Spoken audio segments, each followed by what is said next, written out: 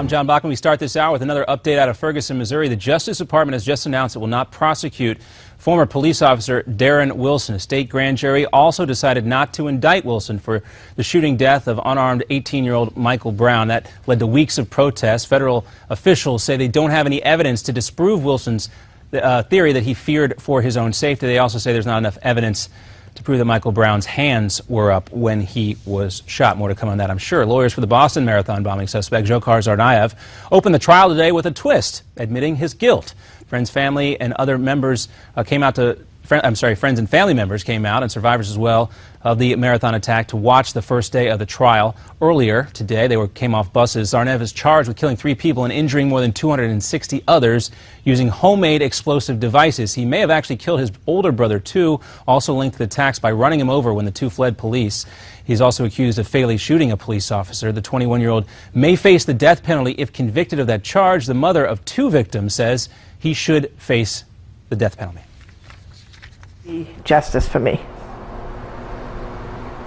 for my boys, for myself, for how I feel, what happened to my boys. That would be justice.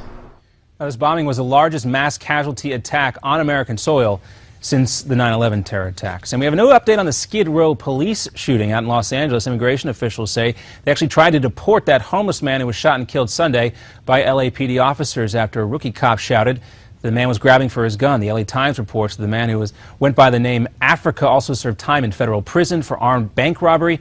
The shooting has sparked outrage and protest among both civil rights activists and the homeless community. The Supreme Court appears divided as the justices hear the latest challenge to Obamacare. The High Court is weighing a challenge from 34 states. Those states say tax credits or subsidies used to pay for the health care plan are illegal. The justices have raised questions about the possible negative impacts that this caused to the states. Also, if the court abolishes the subsidies, more than 7 million people could lose some financial assistance to pay for health care. That decision is due this June. Now, the president wants to put his pen to use again. The executive order this time, though, could raise your taxes. According to Forbes, Vermont Senator Bernie Sanders, a socialist, is asking the president to raise more than $100 billion in taxes. The White House not giving any specifics right now. Although this idea might sound a little far-fetched, Senator Marco Rubio says don't rule it out with his president in office. It goes back to the same pattern of constitutional violation. They have lost total respect for the separation of powers. Rubio adds that Mr. Obama's plan is setting a dangerous precedent for future administration. Those golden arches are looking even more appealing to some. McDonald's says it's going to stop buying chicken raised on antibiotics within 2 years. Public health officials say it's a good step in the right direction. Another update for you in 30 minutes.